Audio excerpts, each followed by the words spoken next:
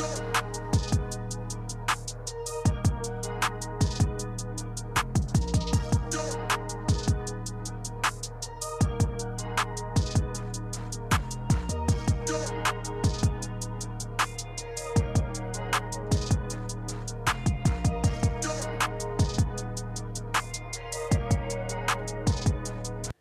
right, Joseph Warren. We're actually we probably podcast. I'm trying to think back. This is 2022, so I think we might have podcasted beginning of 2020 or even 2019. So I don't know if we've actually been in the studio together. So one, welcome to the studio. Welcome back to and we're doing live. I think last time we recorded, I think we had the green screen in the back. Yep. And then now, a little bit different setup. What do you think about the new setup? I like it. It's really dope. It's like it allows for so much more flexibility and things you can do. Yeah.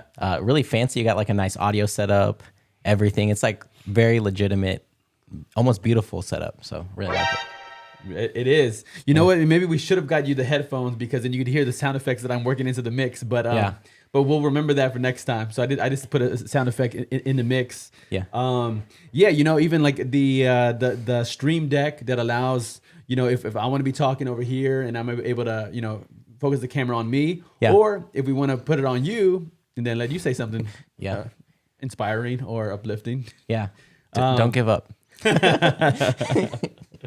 But anyway, glad to connect with you. Again, welcome back to the studio. I know it's been a little bit. I think if anybody who's kind of rocked with me or you or me, they know we were doing seminars. We put seminars in last year in November, December. Yep. Did another seminar in I believe April of this year. Yeah. And then I think we've pretty much taken a 6-month break from seminars. We were doing webinars every single month. Yep. At one point we were doing like, it was 5 days a week, getting up at 6 a.m., doing some almost like a Mr. Beast mastermind, just to get together and hold each other accountable. Anyway, why don't we talk about the last 6 months? I know there's a lot of change in your life. There's a lot of change in my life. I know everything. I know you've gotten into the vending machines. So yeah, what is that? What is it like? How did you get involved in the vending machine game? Yeah. So I started with TikTok. I was making TikToks, I think 5 TikToks a week for a while. Took a little bit of a break there, but while I was doing that, I was talking a lot about passive income. And it's always been an obsession of mine. I even have a Facebook group dedicated to building passive income and entrepreneurship.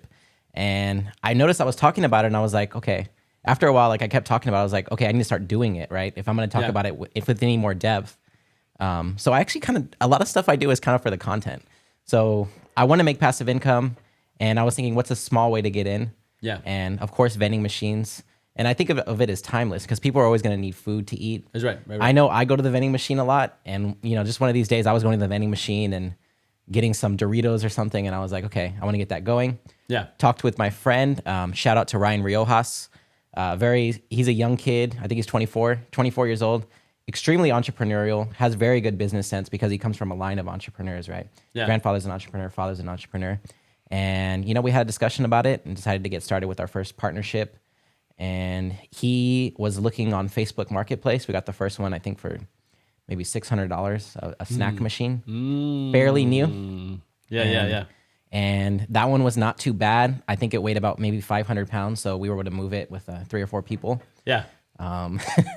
And fill it up with some snacks. And, we made sure every snack had margin. So basically that's making sure that every time we sell a snack, we're making some sort of profit. Okay. So maybe we're making 50 cents. Maybe we're making $1 for every snack that gets sold. Usually about 50 cents. Yes. So it makes it so that every sell, you're not losing any money. You're not breaking even. Right. And filled it up, put it up in a warehouse where there's people working. And that was good. That was all well and good. Very exciting. Yeah. Got the keys actually on my keychain. He's pulling them out. You want to see? Let's see.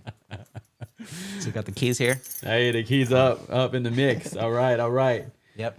So, okay, I've heard different things about vending machines. I've heard even different items you can sell. How did you go about deciding what to sell? I've heard, again, some more risky things. Like maybe that might be the right word, or more taboo things to sell from a vending machine. Yeah. Of course, you have the natural snacks. What did y'all do, and how did y'all go about choosing what to put in the vending machines? Yeah. Of course, there's some ethical concerns. Like there's certain things I wouldn't want to put in a vending machine just for ethical reasons. Yeah.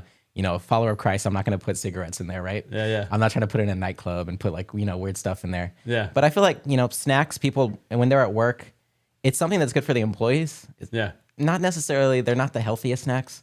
You know, it's like Doritos chips. There are some healthy options, of course. I think it's good to have that mix. But just a traditional vending machine. We're not trying to like innovate too much early on. We may do so later. Yeah. But right now it's just, you know, you got your standard like, you know, Doritos, chips, you know, we got some goldfish, things like that. Right. Okay. So just kind of keeping Cracker Jacks, things like that. Yeah. Yep. And with what were some potentials? I know. You generally mention, you know, nightclub things. Yeah. Is there again, those of us who just don't know, like, you know, we're just not in that world. We don't know like what are was there ever things that were brought up that were like, oh, like were there things like, I know it's like CBD right now is like, you know, relevant, right? Yeah.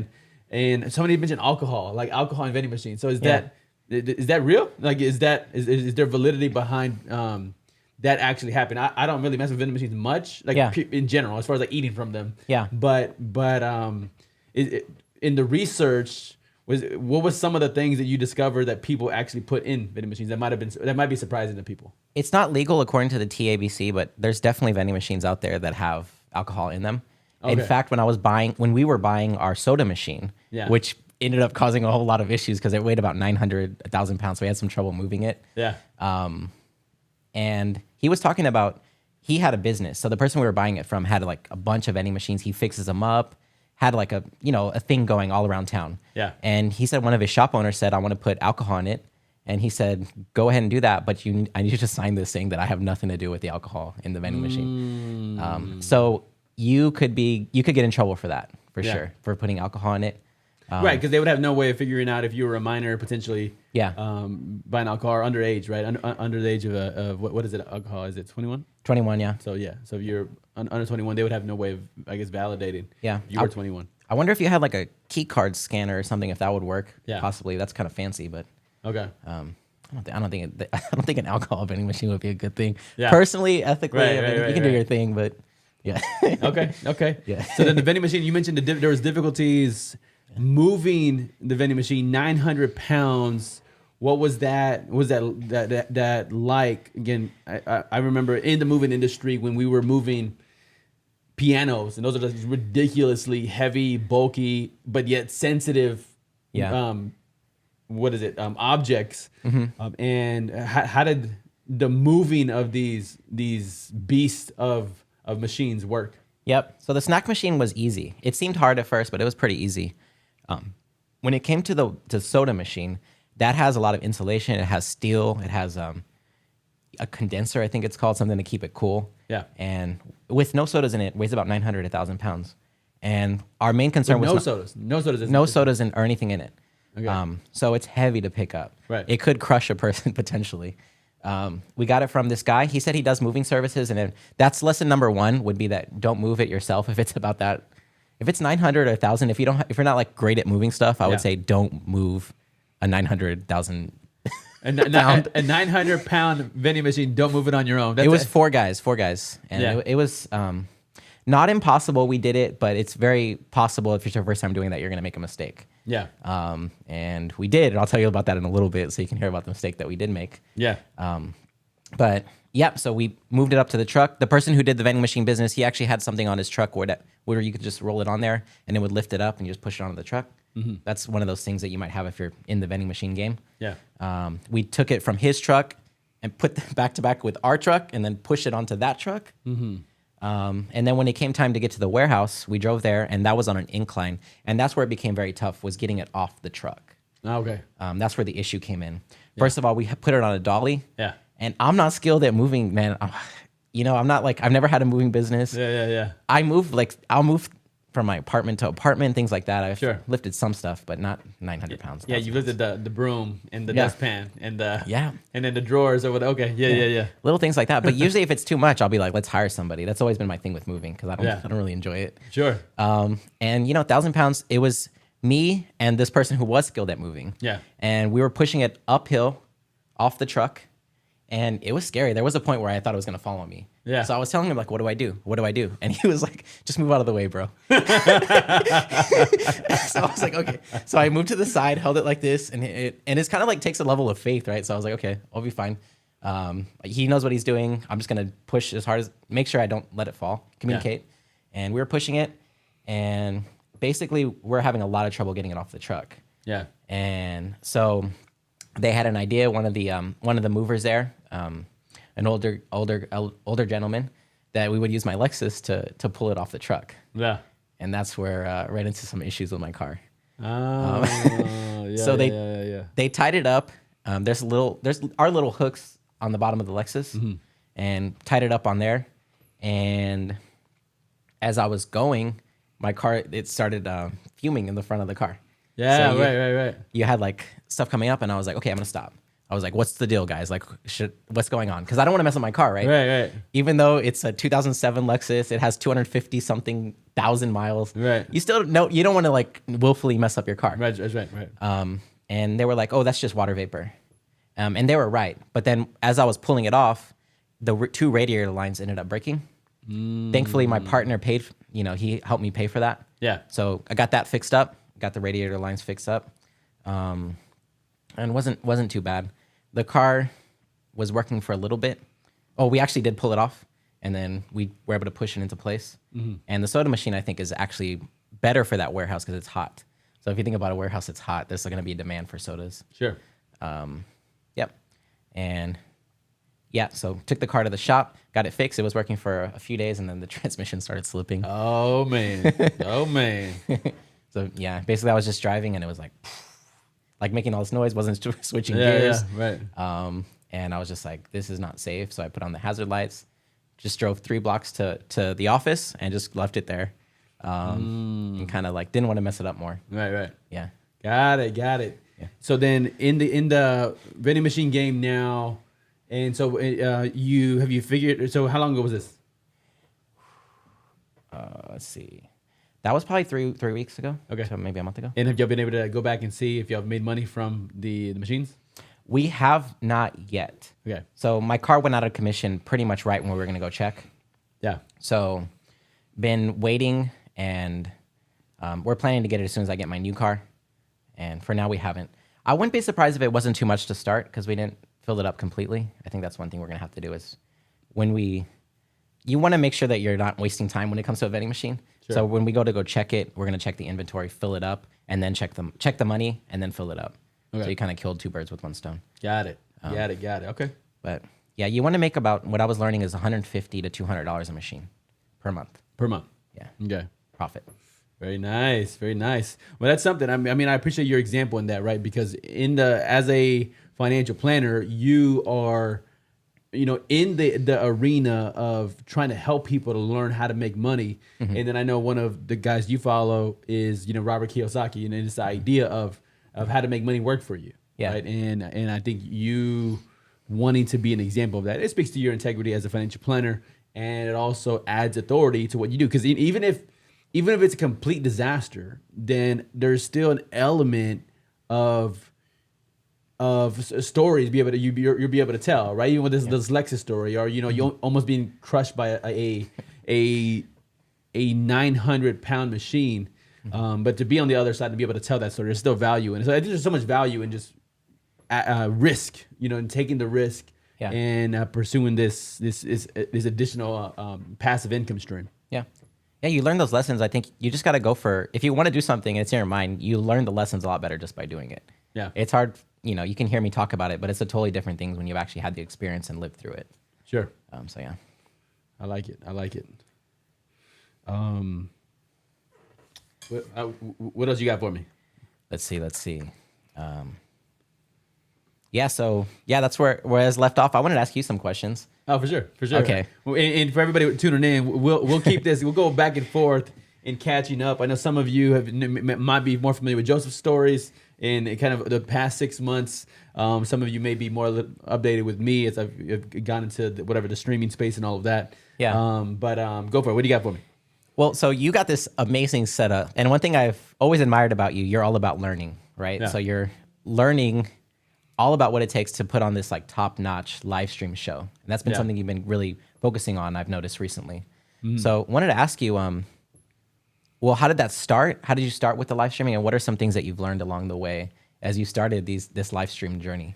Yeah, so sometimes I think there's like internal learning and there's external learning. Like, so internal learning would be examples of like how much it sucks to like be the beginning again. Like, Yeah. I think whenever you've attained some level of expertise or some level of mastery, like in my small world, in my small areas of expertise, I'd go, okay, well, I've learned how to write books, right? They're behind us, right? Yeah. Or I've learned how to do coaching, and I know how to do one-on-one coaching and small group coaching. And it'd be so easy just to only do that, which I'm not even opposed to, but to step in an arena that I'm learning all over again, and I'm at the bottom all over again. And again, it's 3 subscribers over on YouTube, so nothing to brag about, right? So to be in that season where you're purposefully, I think about it like there's in the sports world, like rookies and freshmen are known to go through like the hazing process, whether they're carried in the bags or they're picking up the donuts or they're picking up the sandwiches, and they're doing this extra stuff for the rest of their teammates. But after that rookie season, it's somebody else's turn. You think, but in life, to be able to return back to, man, I'm a rookie again. Yeah. I'm a newbie again. Yeah. And then so is, I mean, yeah, like I get amped up for the 3 people that are watching the stream or whatever. That's nice. It's encouraging. It's uplifting. That anybody, if there's one person, that's the principle I was taught in business building. If there's one person who likes your content, if there's one person who shares your content, if there's one person who's helped, then it's worth it, right? For sure. So from an individual, I think I'm just learning, like, okay, it's okay to be a rookie. It's okay to be not good. It's okay to be learning how to walk. Yeah. And so that's maybe the more internal learning. Yeah. But I think you relate to that, right? With your whole vending machine, that's the whole thing, right? You're a rookie. You're learning, and if you compared yourself to somebody else who started with 100 machines or 500 machines or whatever else somebody else could do, it could be really discouraging. Going, okay, well, like when you compare, hey, my 2 machines versus theirs, or even like right now, I'm still using some webcams as cameras, right? So I haven't even upgraded to like DSLRs or something fancy, which I plan to do right in the next 3-4 months. Yeah. But to be to be so early in the streaming arena, and still have some of the older equipment. I gotta have some nice stuff. I mean, the mics, or whatever, they have the Joe Rogan style. Yeah. I don't know if people can see it clearly, but this baby over here is the Rodecaster Pro 2. This device barely came out like 4 or 5 months ago, so it's even new in the market. Yeah. And they had a Rodecaster Pro, like it's the first one, and this is the second one. Yeah. So I have some stuff that's like, oh, okay, that's pretty nice. Yeah. But other stuff, it's lagging. But part of the lesson is not allowing my purchases to outpace my discipline. Yeah. Because when I was younger, I would like buy workout equipment, and then I didn't have the discipline to use it. Yeah. So it's like you could buy all the workout equipment in the world, but if you don't have discipline, it's no use. Yeah. So even like with live streaming, I just kind of told myself I'm not going to upgrade to a nicer camera, for example, until I have built the consistent discipline to be streaming. So even like, I appreciate you coming on today. Yeah. That's another reason I had people in. I had somebody in, whether that's once a week or however often we end up doing this. It's something I'm learning to again build the discipline out first. Yeah. And then add the purchases to the mix. Yeah. I like it. So, yeah. And then go ahead. Oh, it's just a great point. You got me thinking about like, so as a financial planner, I work with people who are wealthy, right? Right. And that's one of the way that wealthy people procrastinate is that they sometimes just buy a lot of stuff, but don't do it. So they're like, I'm going to start a new hobby. I'm going to buy the tennis racket. I'm going to buy all this. And they don't ever do it. Right. And then some of the people who are not so wealthy, what they do is they like, I'm going to research everything. I'm going to research everything I can learn about it. But then they never do it. So at the end of the day, like that magic ingredient that we all need is action. So I like that you're on here, you're live, you're making it happen. Right. And you're going. And I also want to tell people to subscribe to your channel because your content is amazing. So people know I appreciate that. You're missing out if you're not subscribed. Right. And that's the kind of funny thing about the subscribing is I'm experiencing even now. Like we're live not just on YouTube, but we're live on Facebook and my Facebook business page. We're live on LinkedIn. We're live on Twitch, and we're live on Twitter. Yeah. So we're live on whatever 6 different platforms right now. But right now, people don't have any. There's no incentive to go subscribe to the Derek D. Guajardo YouTube page because anything over there at this point is everywhere.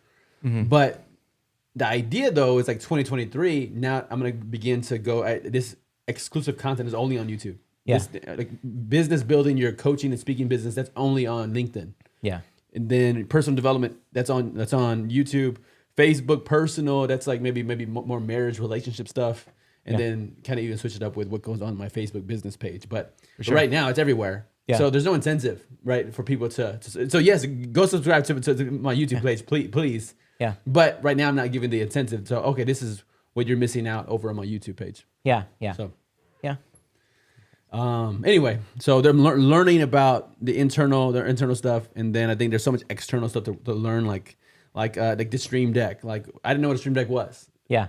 3 months ago. Yeah. And then you begin to watch videos about some of these devices that people are using for streaming. You go, oh, like I could see how that can add to the creative mix of the product that I put out. Yeah. So anyway, there's just so much to learn. It's seemingly endless, and every time you learn more, you're like, oh wow, there's so much I don't know. Yeah. But it's just about growing by an inch every single day, and then watching those miles pile up over time. Yeah. So that's awesome. But back to you. Okay. All right. So we have the last 6 months. You have so we have the vending machines.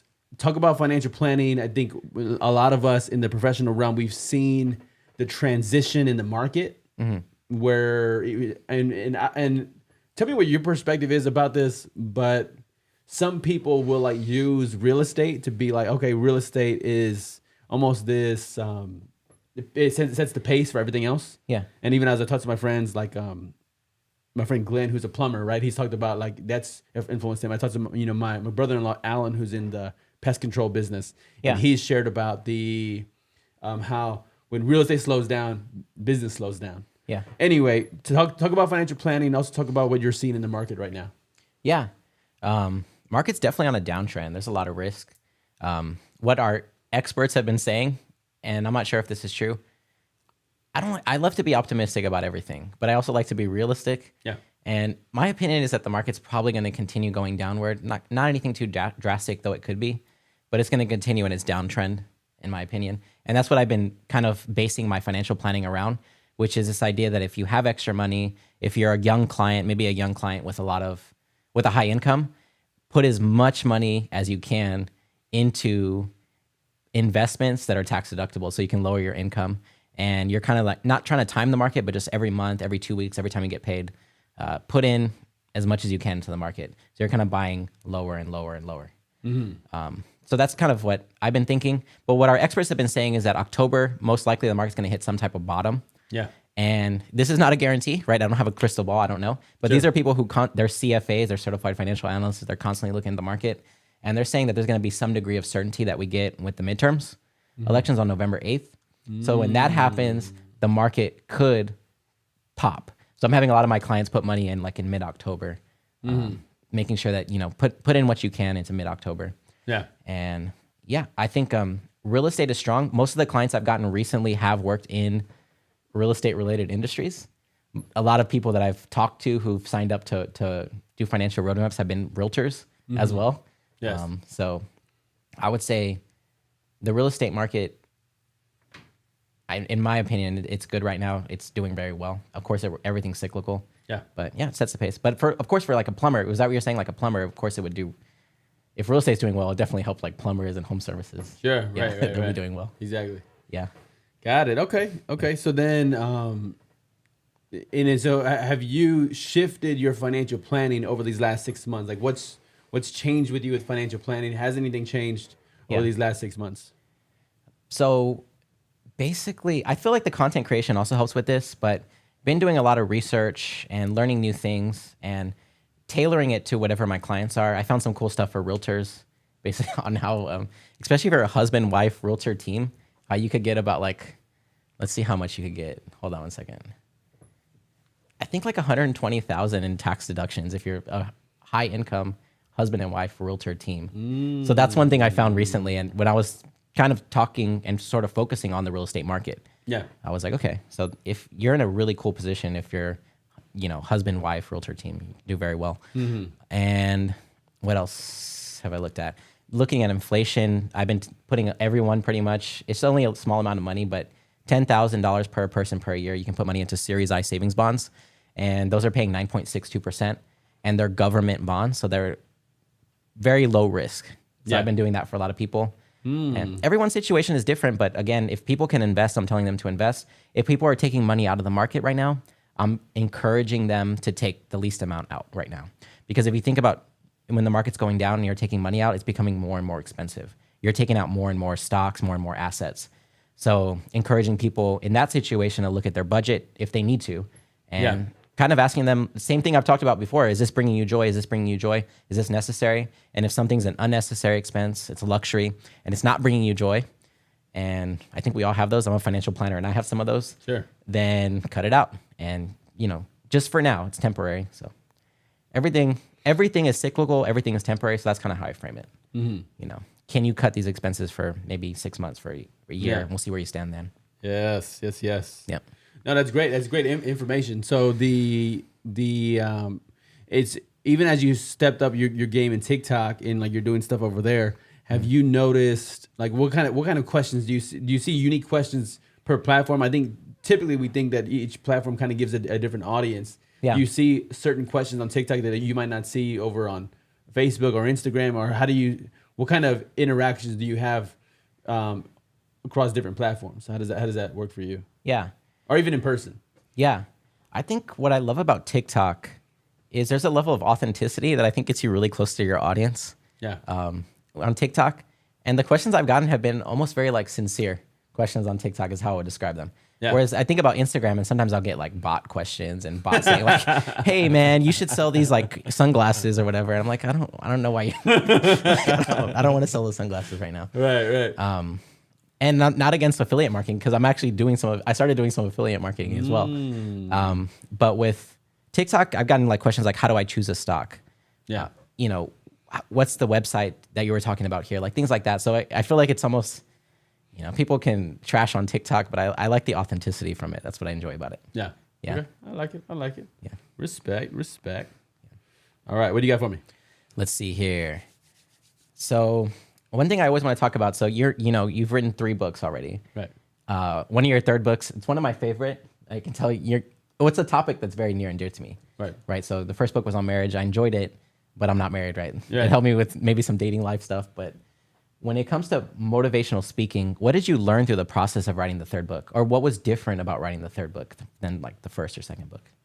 Yeah, the difference, so I'll give you a format perspective, is when I was writing the first book, I think I was a one-dimensional writer in the sense of I was writing content, but I wasn't able to effectively think through the format and the aesthetic of how it looked. And if you picked up my marriage book and you opened it up, and let's say I was writing on, I know like the F chapter, I believe it's on forgiveness.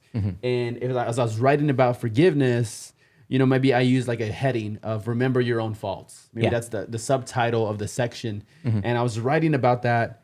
But then my subtitle, if it was the exact same font as the body or as the paragraph, then it blends too much in. So it doesn't really pop and show you, hey, this is a subtitle categorizing this section of the chapter. And what I realized is, as a reader, and some people don't use any subtitles, and they'll just write straight through. Like if you look at maybe Napoleon Hill's Think and Grow Rich, not a whole lot of subtitles, right? Yeah.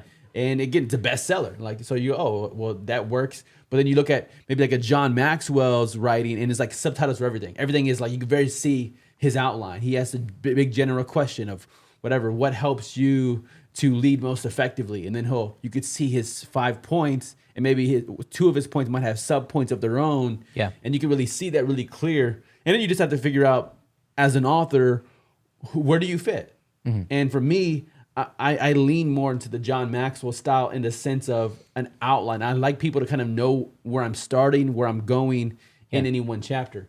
Which, so if you pick the new book, the motivational speaking book, it's very clear of, hey, these are the 5 points I'm making about how to take notes for your upcoming speech. Yeah. And there's some like principles. Like one of the things I did is YouTube. There's a variety of different programs that will allow you to pull a video off of YouTube. Yeah. And then what you can do is after you pull that video off of YouTube, you can put it into Adobe Premiere Pro. And what Adobe Premiere Pro they can print the transcripts for you. So again, if you think about this from a process standpoint, you find one of the best motivational speeches on YouTube. Yeah.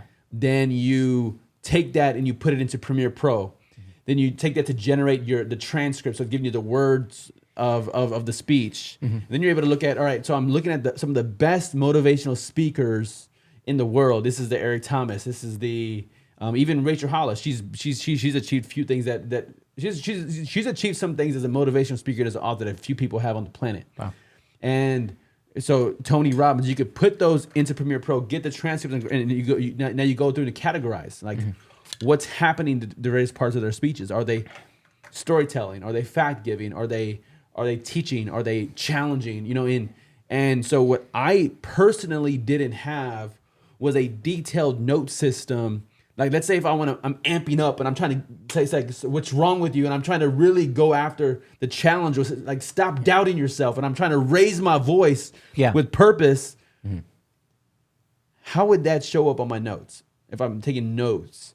Like, what symbol would I use? So before writing the book, I didn't really have a way. It was the same bullet point that all my other notes did. Yeah. Yet after I was like, okay, well, I want a system. A system makes sense to me. Yeah. Where if I were to pick up the notes, I know exactly when I'm more intense. Yeah. I know when it's an emotional story. I use a money sign in a hashtag. I know when it's an analogy. It's just a hashtag. I know if I'm being gracious, the symbol I use, if I'm being gracious to the audience, because gracious words make a person persuasive according to the Proverbs. Yeah. All of these things help me to kind of think through the book. But so I almost felt like I was writing this book and it was an outline for me more than anything. And I felt really those first two books, or I'm sorry, the second and third book were more of that flavor where they were, man, these are my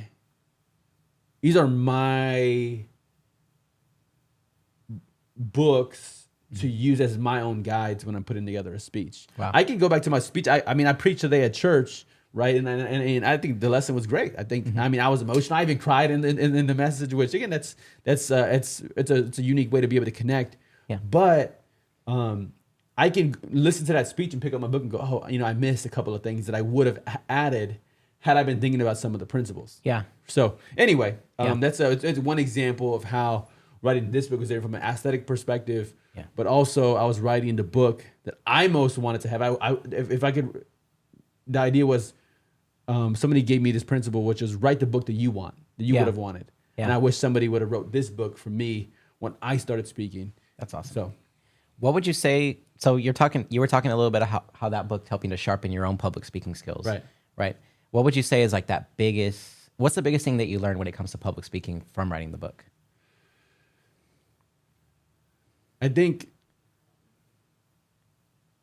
stylistically, I'm kind of landing on this more, which is stylistically, there's like no rules. Like so I'll give you an example. When I'm creating like maybe a sermon, a way you prepare a sermon, hopefully, and I know a bunch of people that don't do this, but hopefully you're allowing the text of the scriptures to dictate the truth. So sometimes we can go, oh, I really want to talk about honesty, which again, go study out honesty and you get principles.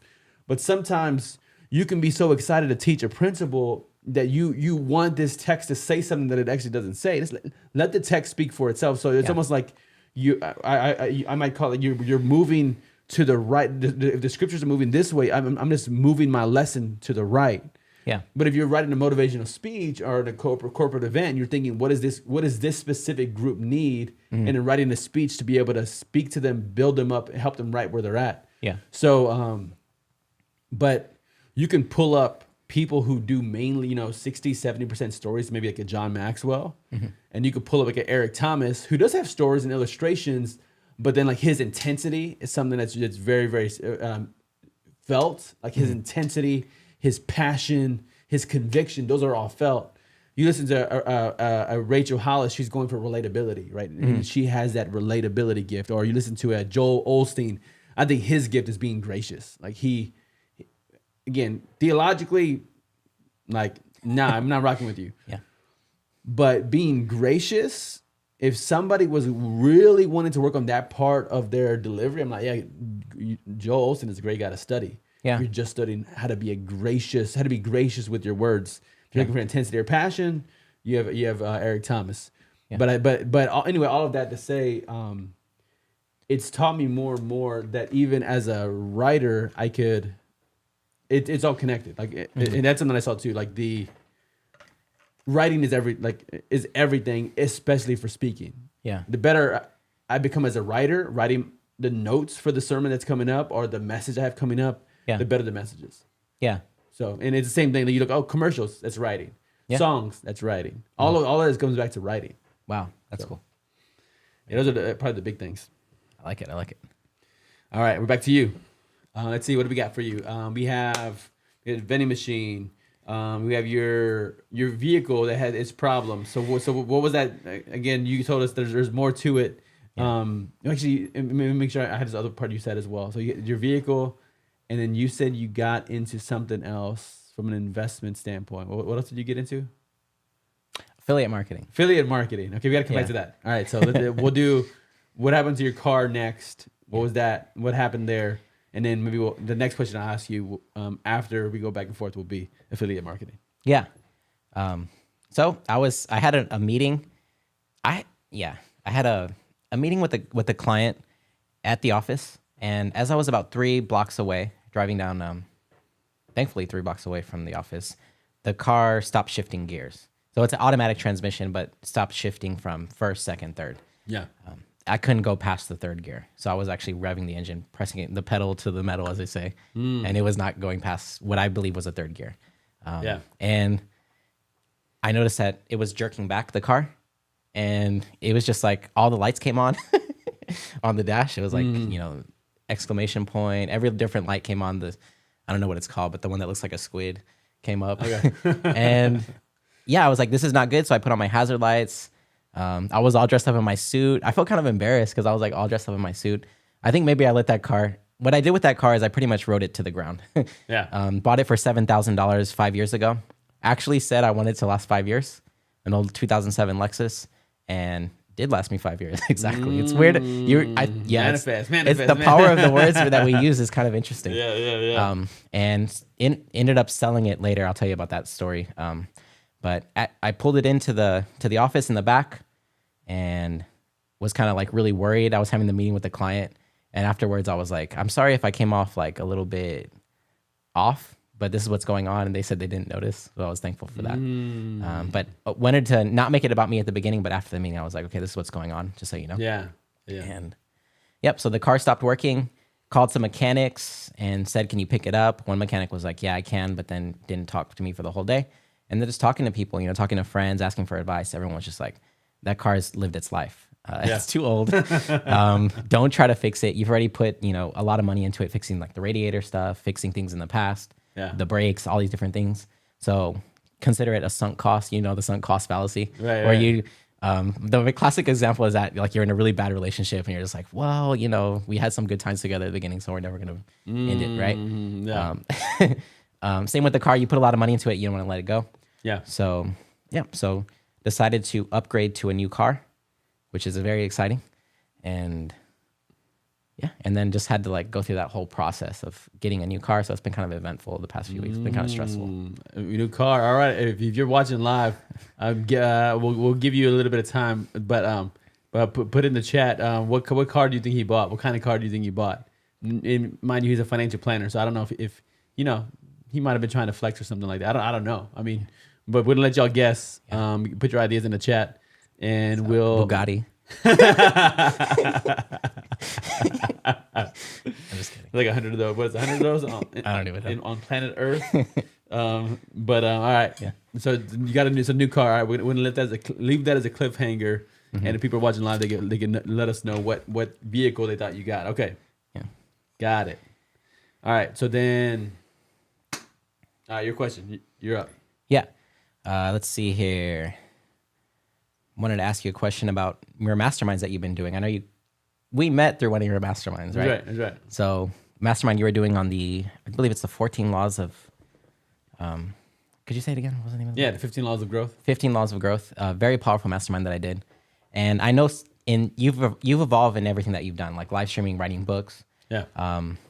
One of the latest evolutions of your mastermind is that you're doing a companion guide. Right. Could you tell us a little bit more about that? Yeah. So the companion guide, if you broke people up, typically there's different ways you can divide people into the way they interact socially. Yeah. So there's some of us, you might be in, and you always confuse me as far as like you extroverted or introverted, because sometimes you're like, oh, he's extroverted, and the other times I'm like, no, maybe he's introverted. But you think about people who prefer to process their growth or their decisions internally.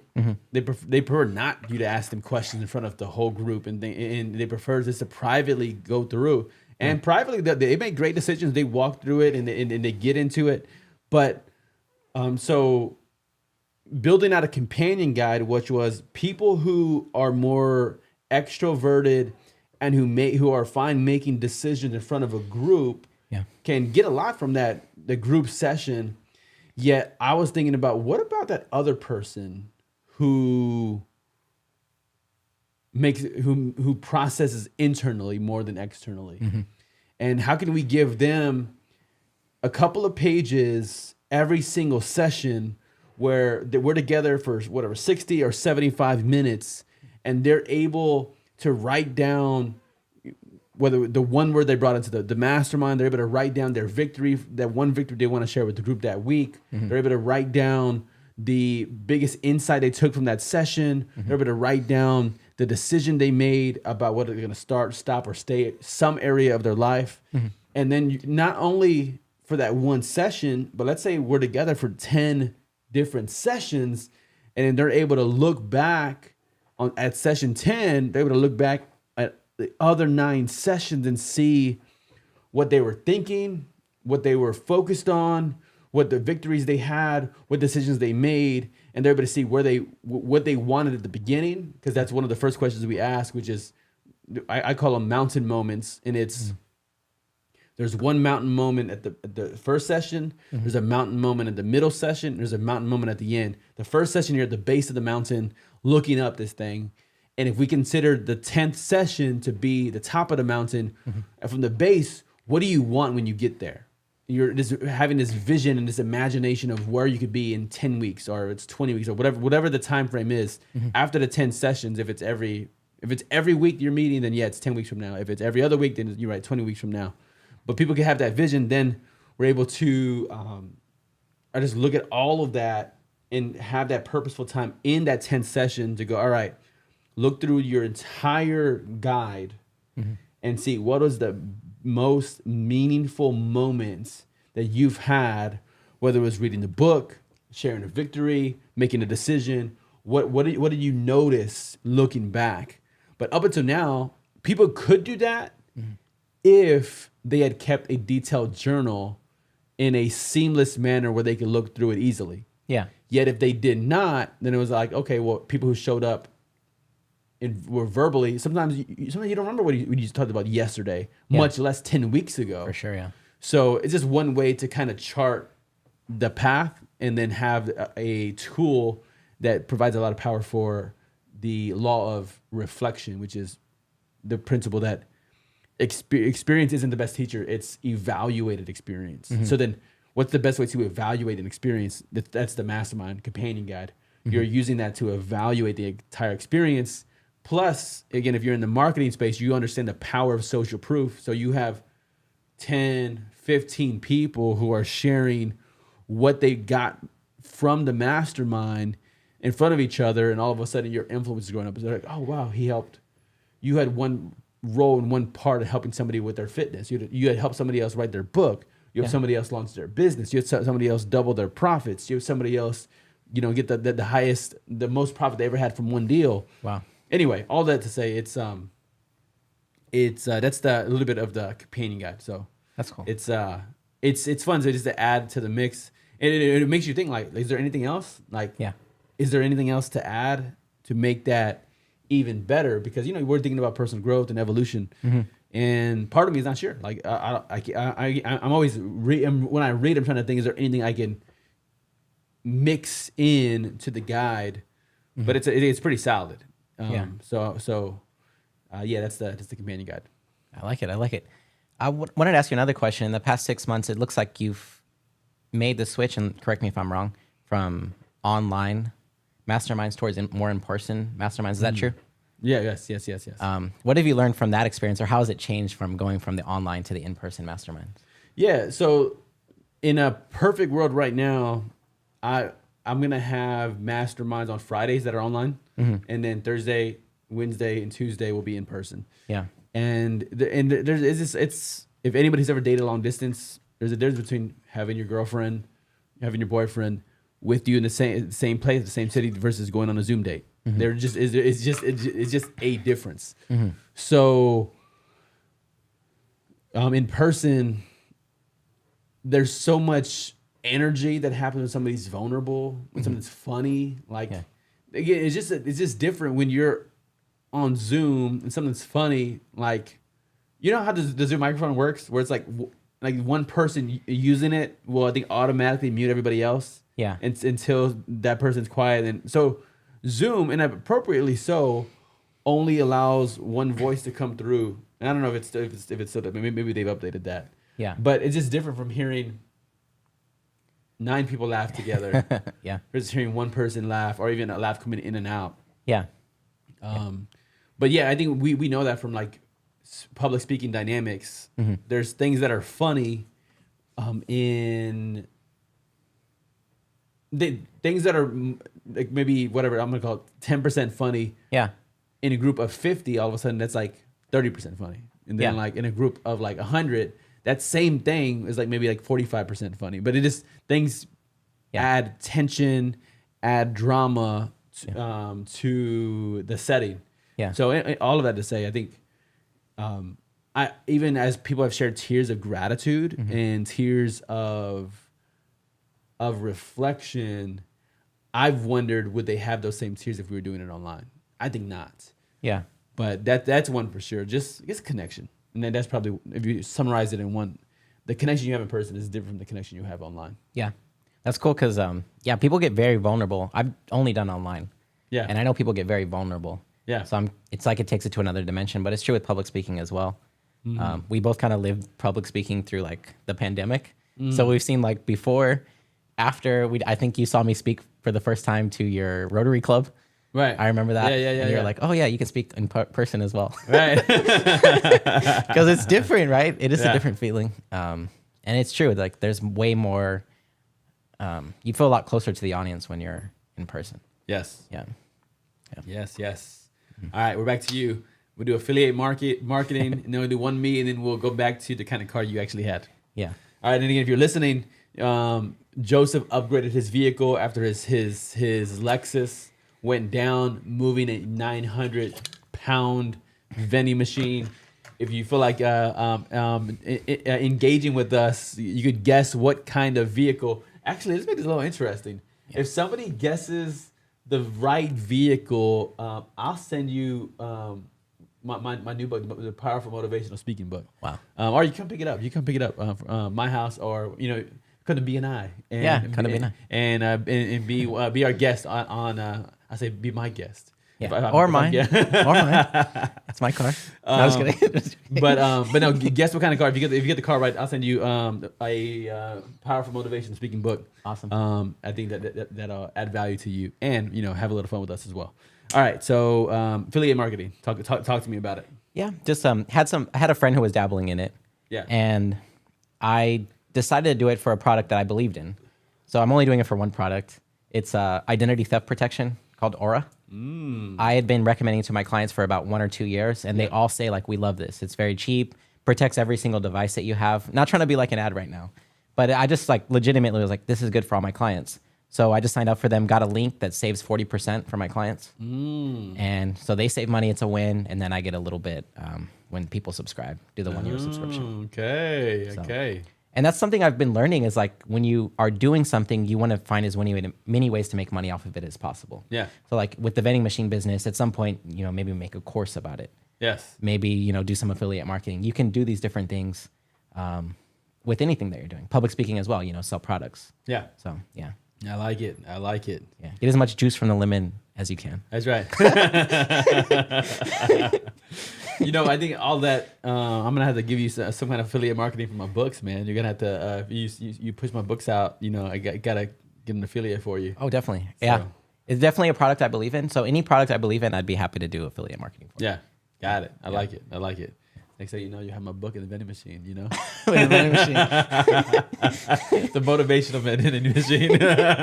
That's a cool idea. In Japan, they have like all these different vending machines with weird stuff in them. Like anything, just like random, like people talk about like bodegas and stuff. They have weird stuff in them. Yeah. Like they'll have, like audio equipment, like weird stuff. Yeah. In vending machines. So there could be like book vending machines and stuff like that in Japan. It's something that exists, just not too much in the United States right now. Interesting. Yeah. Okay. Another way to sell books and to add value to people. Yeah. People like showing up for their Doritos and like, what is motivational speaking? I want some Doritos. I don't want this. You got to feed your mind, right? Before you feed your mind before you feed your body. Come on. Yeah. No, I've heard good things about it. I've actually heard some coaches who will get into affiliate marketing and even everything they're posting online. I mean, I've seen some guys, like some of the YouTubers I follow, like you look into their, the description, and it has 25 affiliates of, hey, if you want it, my lights in the studio, or my machines in the studio, or whatever it is, that they have affiliates all the way through. And I could see how you're posting online anyway, and then you're creating affiliates so people can get the stuff you bought, but you have affiliates that connect to it. Then I can see how that makes sense. Yeah, especially for things you love.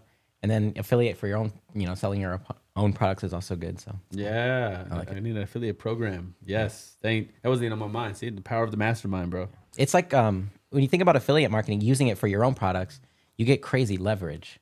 Yeah, I think people are starting to see. So you can like really grow quickly. Yeah, with using affiliate marketing. Yes, if it's correct and it's authentic, legitimate. Because some people do it wrong way, where it's just like, I'm just gonna pay this pretty person a bunch of money, but they don't really care about it at all. I think people can tell, like nowadays people really want authenticity. So yes. Yeah. And that was the thing. I think at some point this past stream, I was talking about Michael Jordan. He had created even with Wheaties, I think he wasn't actually endorsing. He never even ate Wheaties, but it was like, you better eat your Wheaties, which is like his thing. But it was an endorsement. It wasn't about something he actually used. Yeah. But then you're right. There's an element of authenticity that people expect now, and a standard that was different from before. Yeah, definitely.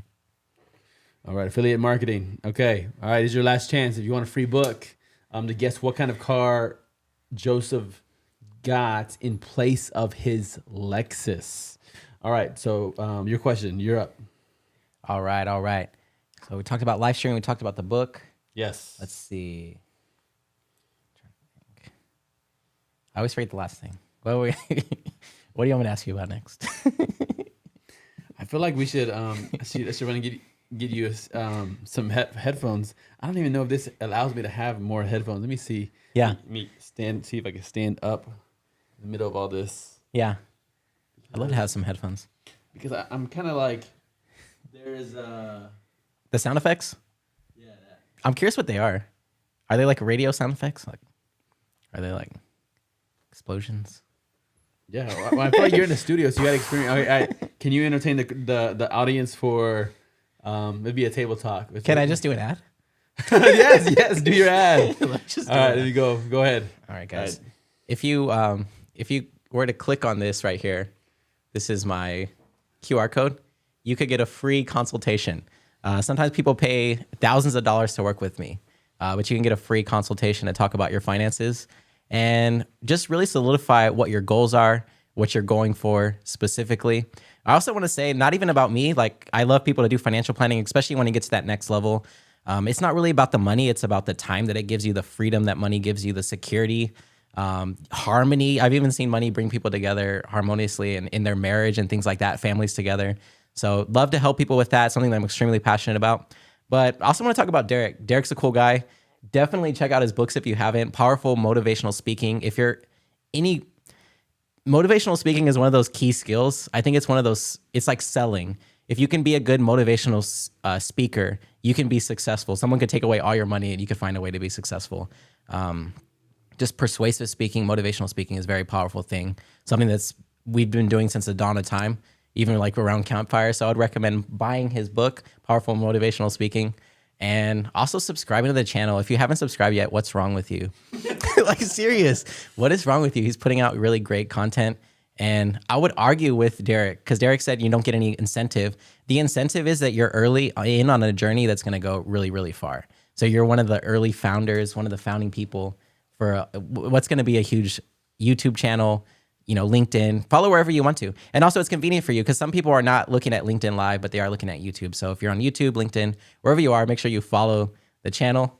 And I'm going to keep promoting.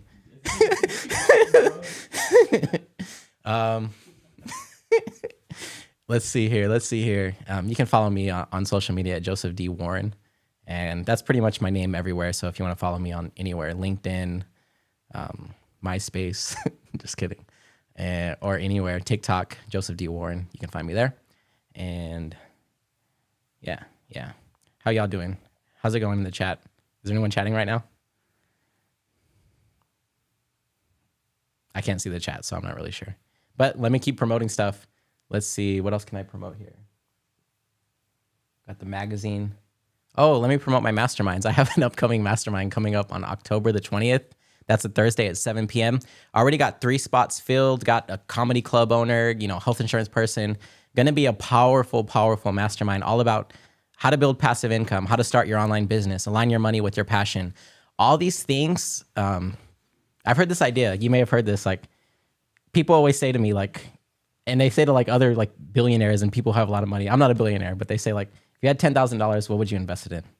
Answer the question, Derek. What would you invest it in? Yourself, of course. See, that's the right answer, but people are like, put it in Ethereum. Like, oh, maybe, but what are you going to learn from putting it in Ethereum? Even if Ethereum takes off, and I like Ethereum, I like Bitcoin, I like all those things, but the best thing you could possibly put money into is your own knowledge, your own self, and then you can find those opportunities. You'll get the best ROI putting it into your mind. So, I looked for the headphones. I have the headphones. I did look for the headphones, and I did find the headphones, but then the headphone jack for this device is relevant. So this right here is what I would need. So yeah. I don't know how much longer you could do your promotions. I was trying to like start a new business here. I was about to be like, hey. All right. For those of us, those are the people who waited, who refused to comment, or for brand new people who got on, I'll go ahead and let the people know what kind of vehicle you bought into. Yep. So it's something. Wait. Do I have a sound effect for this? Yeah. All right. This is like when it goes right before I do it because I want to do some build up. Let me see. Wait. All right. Okay. Ready? All right. It's been a goal of mine, personal goal. I got myself a Tesla Model S. So upgrading the car, felt like it was time to upgrade from my old Lexuses, which has always been my way to get home. I had a 2003, 2007. So I'm going to be riding in my Tesla, and it'll be fun. I can't wait. I'm excited. It comes on the 14th. Nice. Do you want to make an affiliate for Tesla? I'll do it. Elon Musk, man, the moon. I mean, the Mars. Yes. The moon. Well, the moon. Mars. It's cool. Okay. All right. So I think we covered a couple of things. We have you, financial planning. You mentioned your mastermind. We have the book. We covered the companion guide. Yeah. What else? What else over the last 6 months that people not know about, or what's new over the last 6 months? Anything else you can think of? Yeah. I don't think I got on the news twice, which was pretty fun. Hey, One of them was like 15 minutes worth of like prep time. Yeah, So literally, like, you want to be on the news? Okay, we're going to be live in 15 minutes. Get on Zoom. And like 10 of those minutes was setting up. yeah, And so that's kind of like a crazy table topic. You know, the table topic is this thing that they do in Toastmasters where you have to speak impromptu. But that's like, okay, we're just going to talk about rising interest rates. Just imagine that someone calls you, say, we're going to talk about rising interest rates. Do you want to be on the news? You want to promote your business? That was one of my big visions for this year, was to get positive media attention. That's right. And I was like, definitely I want to be on the news. And they're like, okay, well, you have 15 minutes to get set up. And I think that's one of those things, like, of why you have to be prepared. Yeah, Why public speaking is a huge thing. Why I would recommend people buy your book. Yeah. Is because those situations will come to you. And if you're not prepared, you won't be able to act on it. It's not going to be like they're going to wait for you for 2 weeks and be like, hey, wait, I need 2 weeks to prepare. That's not the way it works. When those situations come up, you want to be prepared, whether it's a money situation, a business situation, relationships, whatever it is, you want to be prepared. So yes. invest in yourself. It is like the saying says, which is, when opportunity is knocking at your door, it's too late to prepare. Oof. So Yeah. prepare in advance. Yeah. So that when opportunity is knocking, you're ready. Yep. Okay. We didn't talk about BNI. So Yeah. your opportunity to talk about how much you hate BNI in reality. No, just kidding. BNI. Where do I start? No, just kidding. I love BNI. BNI is dope. For those who don't know, Business Networking International is an international group for referral marketing. It's very good for small businesses, I found. And I was recently the president. Derek was my vice president. We had a nice run of it. We have some good momentum going into the next term. Definitely had some ups and downs. But yeah. Joseph's doing a coup. Yep. Against our next president and vice president. No, I'm not. I'm not doing a coup. Just kidding. All right. So BNI, yes. Yeah. Yeah, man. Mm-hmm. Any personal challenge. So yeah, we have those networking leaders, and I feel like and this is I'm not saying this is best. Yeah. I'm saying that while you're doing everything in BNI, like devoting extra time to like doing the visitor, to like be a great person bringing visitors. I just feel like it's time for me to take back the crown of having the most visitors in BNI. How you gonna do it? Previously it was pretty simple. It was get active on social media and then use social media, even if it's Facebook, and use Facebook to invite people and other business owners. And people just saw a little bit of what's happening on my page, whether it was the author or interviewing people, and that seemed to have an impact of generating an interest in BNI. Yeah, and I offer to pay for their lunch too, so that's always a helpful thing. Food, people love food. Yeah, and I think with BNI, the good thing about BNI is like having other networking groups that you're a part of as well. Because when you're really well known, whether on social media, anywhere, it's very easy to invite people. But I struggle with that. So personal challenge with visitors, I'll tell them to join. They'll say, yeah, I'll be there. And they don't show up. I feel like that's personal. I feel like you have a name in mind. No, yeah. And I'm talking about you, Stacey. No, I'm just kidding. Stacey, this one's for you. No, I'm just kidding. No, but that's been happening. So I've been thinking about like, how can I make sure people actually show up? And really it's in the follow-up, I think. It's just like, I feel like once people say yes, they're going to show up. But I think I got to be like, reminding people, follow up. Like you said, 3 days before, how's it going? I'm looking forward to seeing you at BNI, things like that. All right. Yeah. Okay. BNI. All right. So that's BNI. T-ball's one thing that's new in my life that wasn't there 6 months ago. I'm like 5 weeks in. Wow. Yeah. How'd you get started with that? Okay. Those people who know me know I'm a maximizer. Maximizers don't just want to do one thing, and then it's like if you're going. Well, I mean, I'll just explain it with this. It's if you're going to the store, but the bank's on the way, you need to go to the bank as well, and you also might want to get some exercise. And you're like, okay, I'll get some steps in by going to the store. I'll go to the bank because I need to make the deposit anyway, And because I go to church, I want to invite the cashier. So it's not, you kind of like think, okay, well, I get like 3 things done or 4 things done. But I get a little bit of exercise. I go to the bank. I go to the grocery store. I buy some vegetables to cook for later. Okay, that's clean eating. And I invite the person. So, man, I got like 5 things, you know. So in some lens, it might be looking like you're like building up points throughout your day. Yeah. And so, from one perspective, it is that. So for me, the T-ball was, okay, well, I'm volunteering as a coach, so it's community service, which is 2 or 3 days a week. Again, people are like, what? You know, some people, I mean, even my wife is like, man, that seems like a lot sometimes, but not in general, but it's just more commitment than I had with doing other things from before. But I'm like, man, this is what it's about. Community service, making an impact. And then it's with my brother. So my brother's the head coach. I'm the assistant coach. Nice. And then my niece, his daughter's on the team. Yeah. And then it's with kids. So I feel like there's like community service, family time. It's physical assertion. So you know you get exercise in it as well. Yeah. So all that to say, I'm like, yeah, it's relationship oriented. And so it's like four life pillars are being worked on. That's cool. Just with going to practice and to the games and all that. So Yeah. so having a good time with it. I like it. I love it. I have a wild card question. Can I ask it? You can do it. All right. So you mentioned, like, I think it was Eric Thomas, right? People study him to be passionate speakers. Yeah. What do you say people would study when they're studying your speaking? What can they learn? What would be the biggest thing? Let's see. My speaking, what would they learn? Precision. Precision? Precision I like it. is one of them. It's comes for me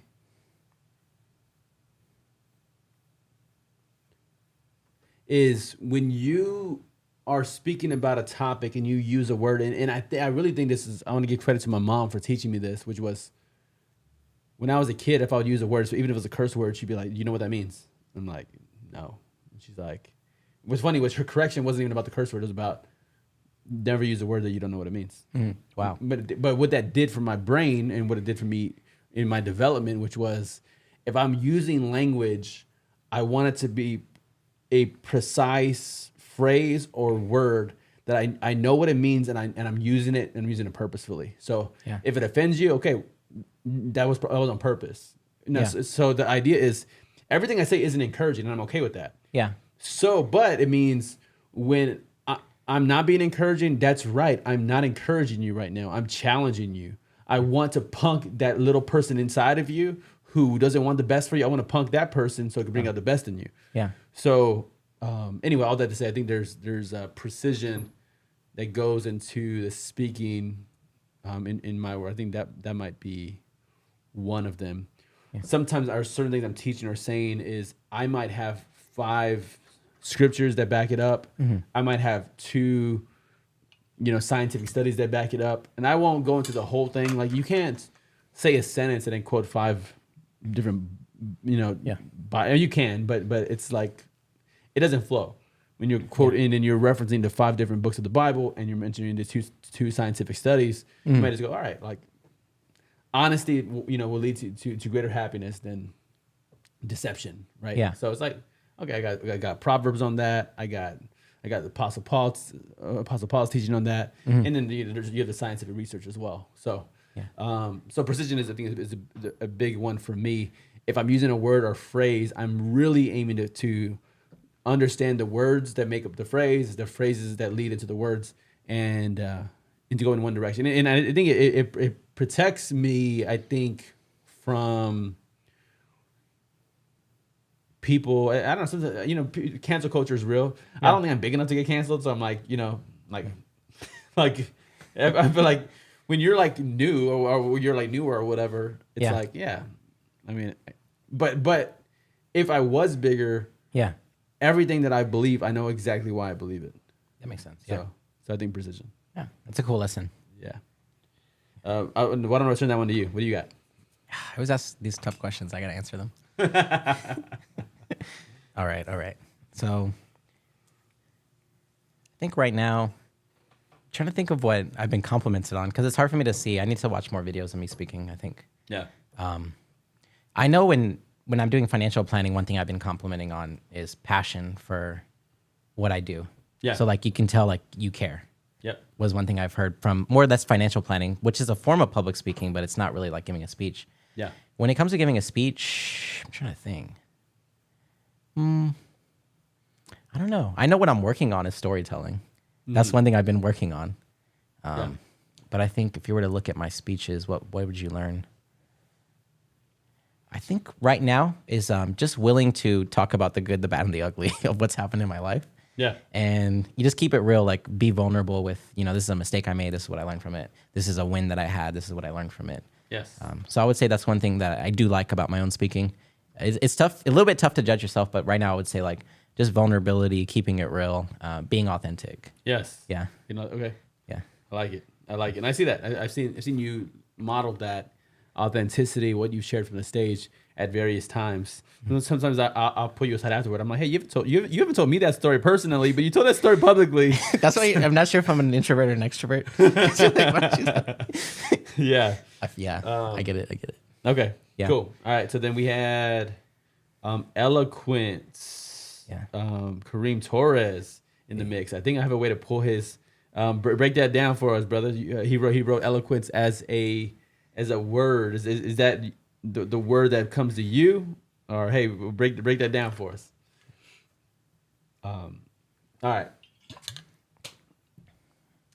Shout out Kareem. Shout out Kareem. That's right. All right. So where we at? So this podcast, are we in Joe Rogan style? We're going 4 hours. Let's go 4 hours, man. I want to tell you about the spaceship that I saw. All right. No, here's a question. Here's a question. Yeah. So rabbit hole, like I've been on a few rabbit holes that I feel like they don't really fit anywhere in my content. So it's not even relevant to bring up. But have you been on any rabbit hole recently? Whether it's financial planning, it could be entertainment, it could be whatever. Yeah. And you've like kind of done some like digging in an unexpected corner of the world. Yeah. It's an interesting one. You're like, I've gone on many different obsessions. One that really sticks in my mind, I was reading Steve Jobs' biography. Yeah. And he was someone who really cared a lot about his business, super passionate. Yeah. But his family life was always in disarray. Yes. And I kind of noticed that with Elon Musk. And I was realizing like they have a lot of divorces. So I was kind of looking at like different divorces. Like why the divorce rate is so high, 50%. That's been something that I was like really researching. And I was like, well, what is the secret to not getting a divorce? What is the secret to, right? Of course, right there, the book. And it's funny because as I was doing that was like during a period of time when I was single, right? Yeah. And I was like just obsessed with it though, for some reason. I was like, communication, keeping it real, telling people, like correcting people is something you have to be able to do. Yeah. But, this is coming from someone who's single. I'm sure married people know a lot more about where that can go wrong or where it's right. But I was looking at like, also like why success dynamics can cause divorces.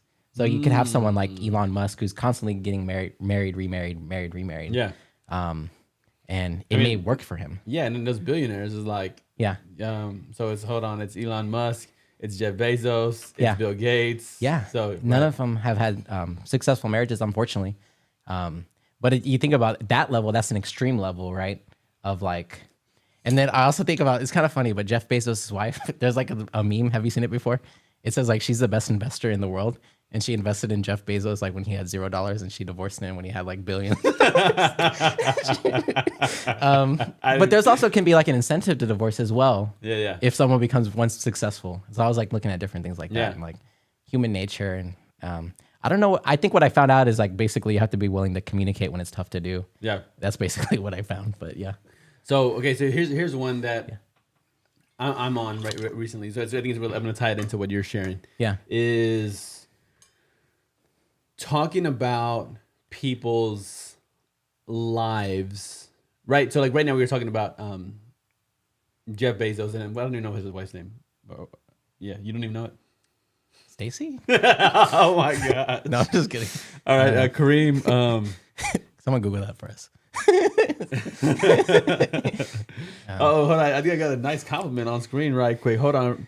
Let me actually pull this one into the live. My brother giving some love over here. Kareem Torres. All right. Shout out. The word that comes to mind in your speaking is eloquence. And he said more accurately, masculine eloquence. Oof. Come on with it, my brother. And he goes, as to how the precision shows itself. Precise with word usage and understanding the verb is used and the power it gives to those listening. Wow. Mic drop. Throw the mics down. I like it. Hold on, wait. I think it has some sound effects over here. It's a fireball. You can't hear it. He can't hear it because I don't have the. I can imagine it though. All right. Also, we'll give him a little bit of a mix here, and we'll do the deep. It was like a boom, boom. Yeah. So, I like it. So unfortunately, Joseph can't hear those sounds, but yes. And Kareem, if you're somewhere available, I think we also have the functionality to accept call-ins. We haven't. I mean, Let's do it. Yeah, there you go. So Let's do it. You can call me. Well, no, there's a functionality inside of this program to pull them into the chat, or if he wants to come live. But anyway, wow. I mean, so he buttered me up with some like really encouraging words. So pretty much he could come on whenever. I mean, VIP. I remember that time that we were live on, I think it was Instagram, and then somebody came on like without a shirt on, shirtless, which is like that was pretty funny. It was a little awkward. I was like, I don't know. Yeah. So if you have a shirt on, you could come on. Yeah. We now must have a shirt. A shirt policy. All right. Okay. So back to the wormhole. Rabbit hole. Rabbits. Yes. Worm is something else. A wormhole is like when you can travel between two black holes if they're connected. Yes. Yeah. That was a different rabbit hole. You wouldn't know the sci-fi reference. All right, let me take Kareem's. Cool. I could edit this thing on screen. Can y'all see that? Y'all can't see that. No, y'all can't. Okay. That's cool. No. Oh. I like it. You can flash it on the screen? So I put Kareem. So if you look right over there, that's. Oh, wow. Hold on. Let me take that off. I put his comment up on the screen. Yeah.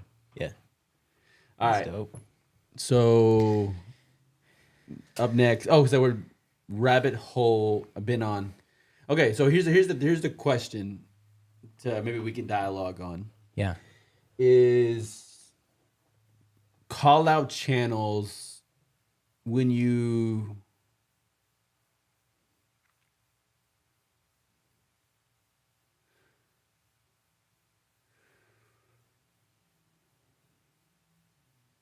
Okay, so I think maybe I'll delineate this two ways. Yeah. There's a Christian standard of calling people out, and then there's a secular accepted way of calling people out. So like there's like whole channels like devoted to criticizing certain speakers, or like I'll give you an example, like Rachel Hollis and her family, there's like channels devoted just to criticizing them. Yeah. Right. And there's like Reddit threads just devoted. And the reason I mentioned this in the context of the rabbit hole is I've been on like this Rachel Hollis, like it was, a very, very fascinating person. She's accomplished what a lot of speakers, coaches, writers want to accomplish. New York Times bestselling author. She's had 500 person plus events sell out in 30 minutes. So she's done like some cool things in the past. She went through the cancellation and things that have happened. But the question is like, what's appropriate to even talk about? And like when I say that is from a lower standard, like you can talk about anybody, you can almost say anything about anyone, almost, right? Yeah. But like Christian standard, thinking about like how much do you talk about even stuff that's public? Yeah. Like the public stuff, how much do you go online and talk about, like, so especially like publicized divorces. We mentioned three just a little while ago. We mentioned the Bill Gates, Jeff Bezos, Elon Musk, right? And we talked about he's been married, divorced. Like those are it's all public stuff. Yeah. Right.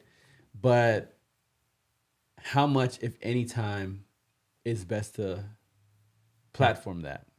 Yeah. I think it comes behind the intent, because it sounds like the intent of some of those call out channels is just like being a hater, in my opinion.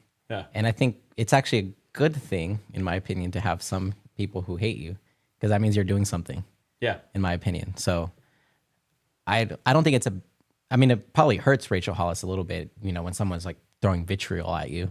Yeah. At the same time, it's something that's going to happen the higher and higher that you rise. Yeah. So I've always seen it like, I want to have more haters.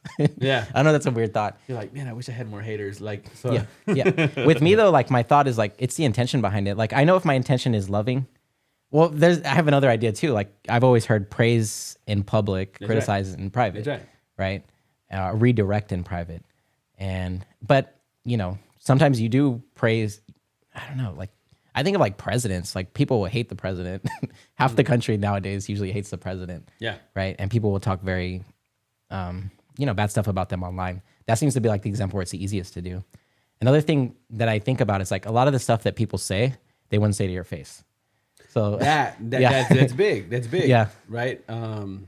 So I'll give you an example. So there's some channels that will be about preachers, or even even there's one of the guys I'll say I rock with, or I'll tune into his channel. Yeah. On YouTube. He's a Christian YouTuber, and I think Stephen Furtick is. it sounds familiar. Stephen Furtick, he leads one of the mega churches in the country. I think it's in North Carolina. Yeah. And I believe it's in Charlotte to be specific. And his son came out with a song, and it came out on YouTube, and it was some of it was about the ice he was rocking, and the gun he was shooting up the block or whatever, like a different slang. Yeah. And this Christian YouTuber who he grew up more hood. Yeah. And then he's like, hold on, like he pulled up a picture of the mansion that the dude lives. He's like, you live here, like you were never on the streets. Yeah. You never like whatever, like all the worldly references. He's kind of just calling him out. Yeah. On it. But typically, like in the tradition, in the Christian world, we go, hey, we talk to people one-on-one. Mm-hmm. If you don't listen, I bring 2 or 3 people along with me. Yeah. And if you don't listen, we bring you bring it before the church. It's like it's a public thing. Yeah. But it's like now it seems like in our world, those standards of resolving error are no longer here. There's almost like bypass. It's like, okay, well, I'm gonna try to reach out to you. One-on-one, or via whatever Instagram. Yeah. And if I don't get a hold of you, then I'm gonna go ahead and blast you in front of. Yeah. You know what I'm saying? Yeah. So. But ethically, I think if you confront someone in public, because then if talking about Christianity, Jesus would call out people definitely not worried about their feelings or if they're embarrassed. Right. He definitely embarrassed a lot of people, and they were like, how could you say that? Yeah. There's people around. People were freaking out. So I think it's not unethical to call people out, but with the internet, you just have people who like can be anonymous, basically, somewhat anonymous. And Yeah. think of Call of Duty back in the day, like when people were just like shouting insults and stuff like that. So I don't rock with that, but I think sometimes you can call people out in public and it's okay. You just got to be careful when you do it. You shouldn't be like, but just the fact that you're doing it in, like person to person, Yeah. makes it more like that you have some skin in the game versus if I'm just like gonna type up like, that person's stupid. Intention also matters as well. So doing it with the right intention. But Yeah. I don't know. Would you agree or disagree with that? That's a good question. I don't know. So here's the thing: is there's so many other things to talk about. Okay, so I'll use another example, Yeah. and this is interesting. When I think when celebrities go through high profile divorces, but what if they wrote a marriage book, right? Yeah. So, so I mentioned their names because one, they mentioned it publicly on their Instagram, but two, so they had appeared on the cover of a marriage book, and I could pull some of this stuff up. Yeah. But like it was Devon Franklin and Megan Good. They were married, and Yeah. they had a cover. They could appear on the cover of the marriage book. I think he primarily wrote it. She chimed in little pieces in the book. Yeah. but they you know, but how to have a successful marriage, right? And it was like a couple of years later, oh, they're divorced. Yeah. And he was also a pastor, well known, like blue check mark. But so then, you know, people will make videos about them going through divorce. Yeah. It's like, well, do you do that like about somebody's marriage? Yeah. But then it's like, but then you also have a book that was public about, hey, how to do marriage. Yeah. But then, you know what I'm saying? So you have these weird situations where I just ask myself, is it worth any time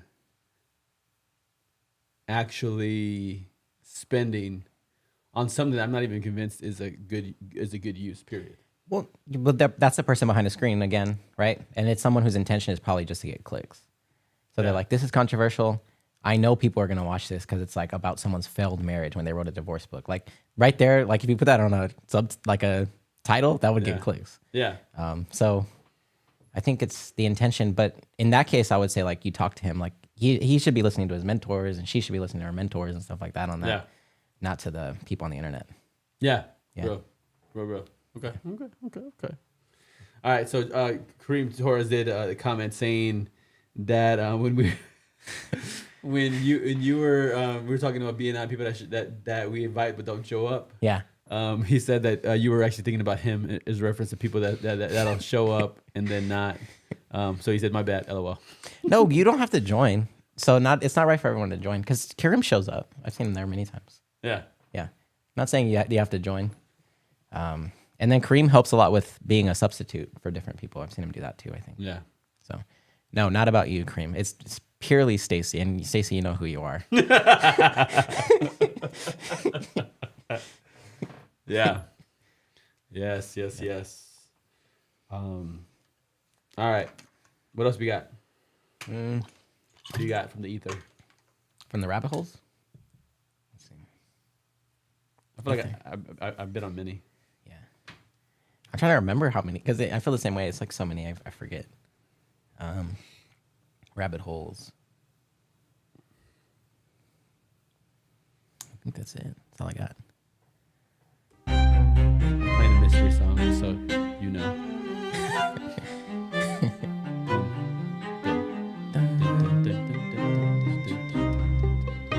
I've been thinking about doing something new. I want to run it by you. I don't know if I told you before in person. All right, what you got? Okay, so I've been thinking about, seriously, a side hustle. Did I tell you this?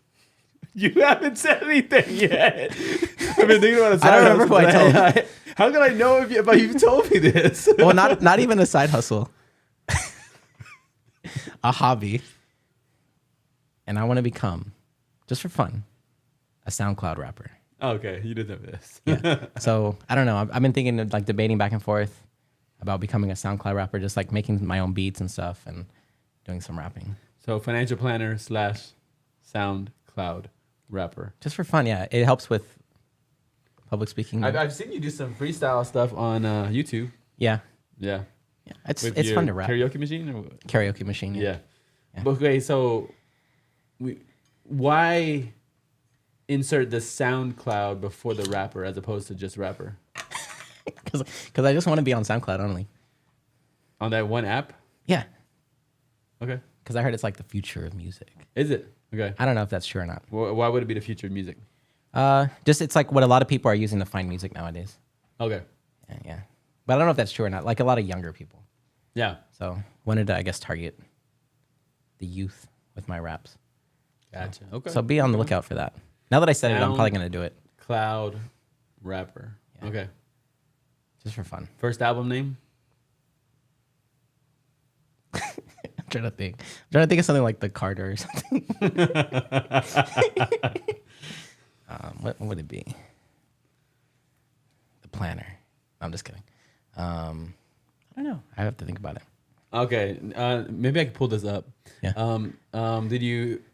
Do you follow the NBA or you don't follow the NBA? In my head, everybody follows the NBA, but in real life, I don't follow it closely. I know. Did you hear anything about Draymond Green and Jordan Poole? No. Okay, so maybe if you put this video up, you can respond to it live. Can I do it? Yeah, I'm down. All right, so let's see if we can. Can you pass me actually that right there? I'll use that as that book. I'm gonna use that as a mouse pad. Alrighty. All right, everybody. Jordan So Poole. Draymond Green, I know, is a basketball player. he is a basketball player. Okay, so what we're gonna do is do some response. So here's what we're gonna.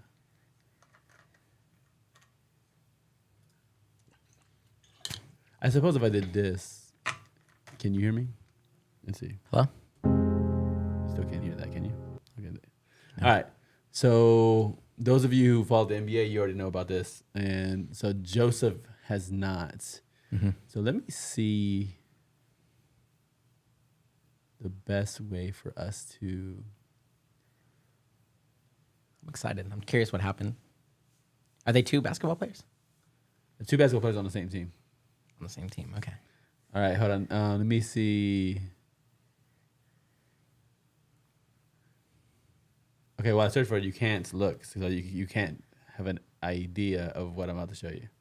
All Okay. right, so look away for a little bit. Okay. You want me to step away or just look? No, just look away. Oh, wow, I have a lot of tabs open.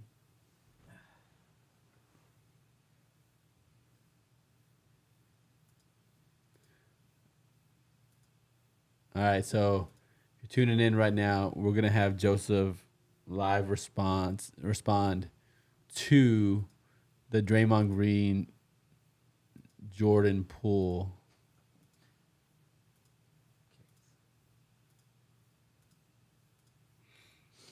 Getting that pulled up for us right now.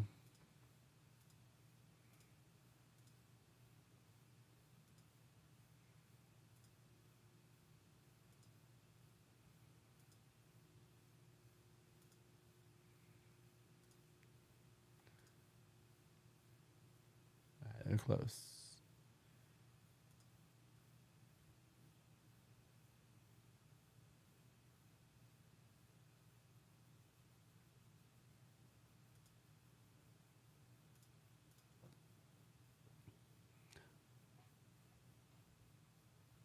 Let me see this.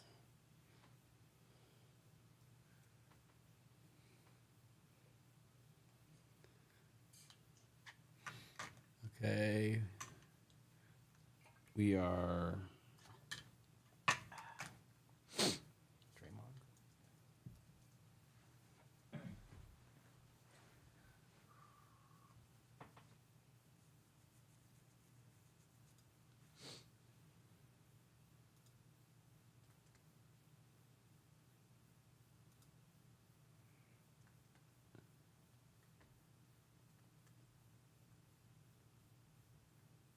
I just thought of another rabbit hole.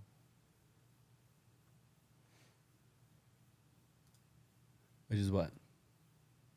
Because I was looking at Power Journal, Powerful Motivational Speaking.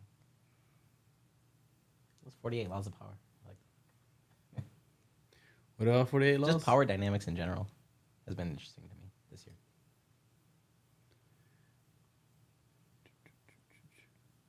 I wonder if I'm gonna need to do two things. Hmm.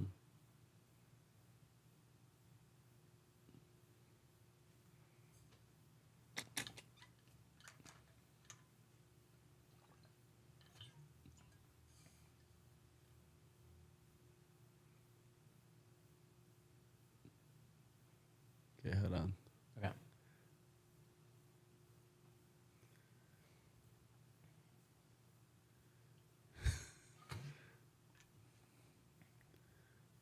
Is it recent? That's fresh, bro. This is. I feel like I said, "Is it recent?" Like Gary Vee. I was like, "Is it recent?" Sounded like. Are you on TikTok? I feel like you're quoting the comedians who mock him more than. Are you? But they mock him to sound like that, like he's like a parrot or something. I don't know. It's weird. Okay, I think I got it. This is my work. Might not. Let's see. Okay, I have kind of it, All right. but give me a second.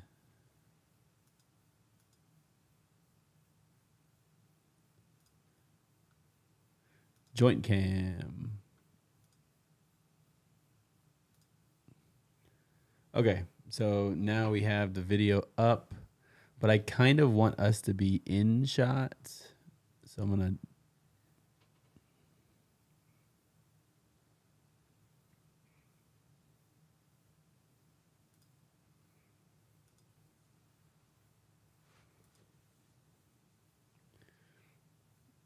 Okay, let's see. Take this one. We want to be smaller.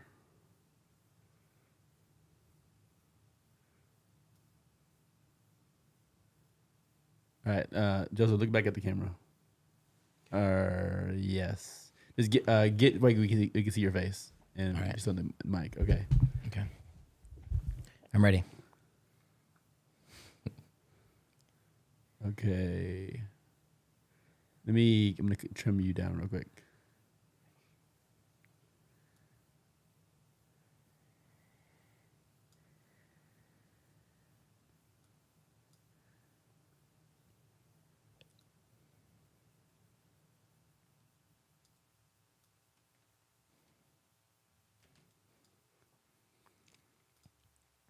All right.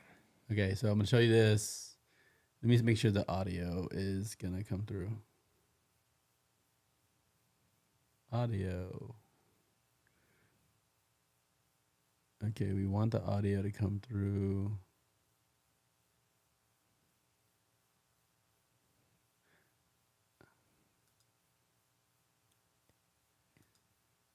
Okay. All right, go ahead and just watch this. Okay. TMZ. That's Draymond Green. Oh wow. It wasn't something to say wow about.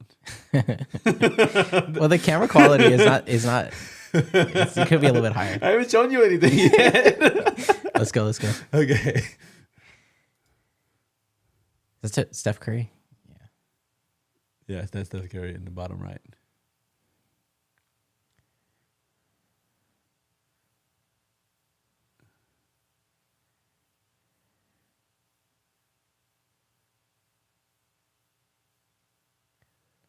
Wow.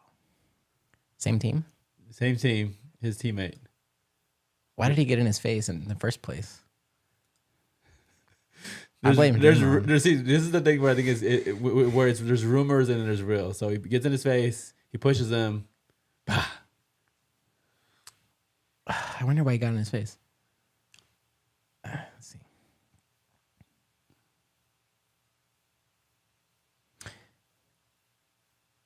You know what happened before that? I mean, there's rumors, but Yeah. yeah. So Yeah. all right. So now you saw the video. What do I think? I think Draymond was looking for violence as soon as he started walking up. That's what I think. Draymond looking for violence. Yeah. Because like he straight up, he got in his face, kind of was provoking him to push him, and then it was like, oh, I'm gonna attack. Like he was ready to attack. Okay. So you're Jordan Poole. Yeah. You're the guy that got punched. What's your response after this?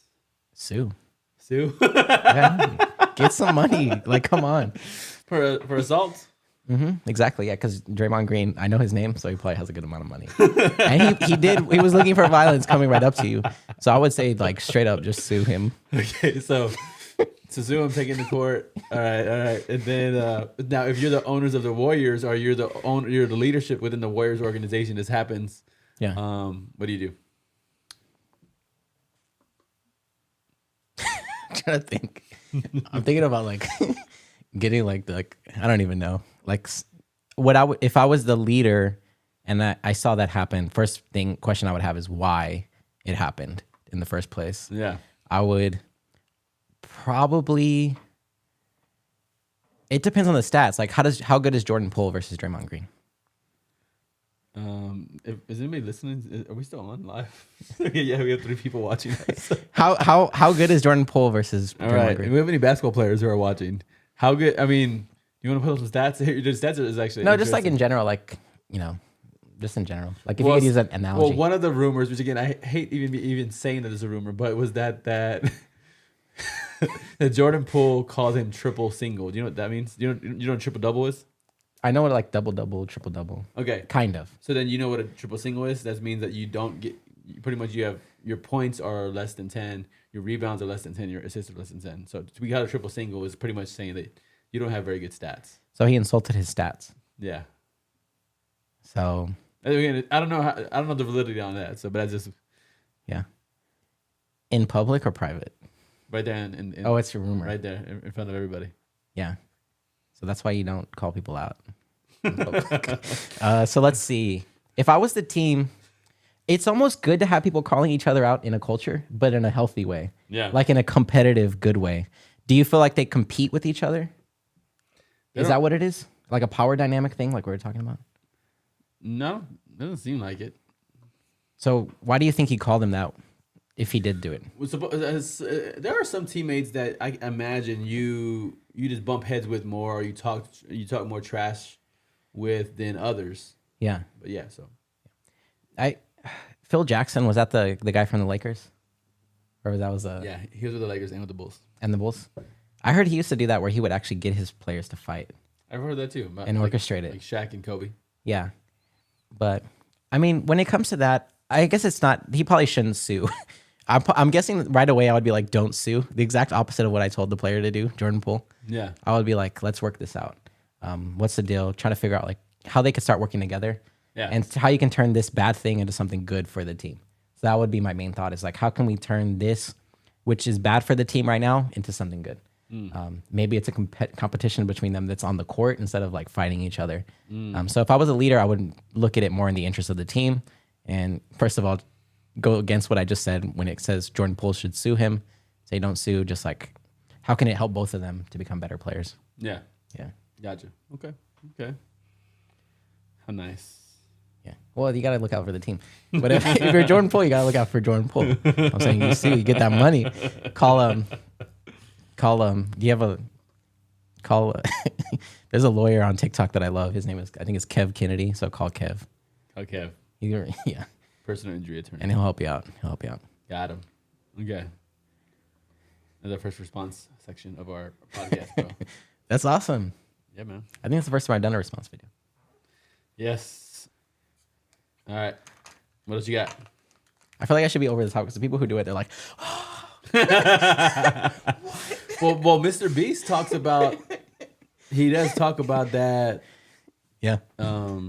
That he'll do these big old prizes for $1 million or whatever it is, and then people win, and then they don't have any response. He's like, bro, like, I'm making this video that millions of people are gonna see, Yeah. and you had a pretty neutral response. Yeah. You're just like, And wow. it doesn't help us get to where we're trying to get. Yeah. So, Yeah. That makes sense. all right. Take it. What else you got? All I got. Any more videos you want to watch? Let's see what's popping right now. I mean, we could go to trending on Twitter. Trending on Twitter. What's trending on Twitter? The Queen. I think that's been a while. You already gave your thoughts. On the Queen? Yeah. She seems like a nice lady. Guessing. Trending.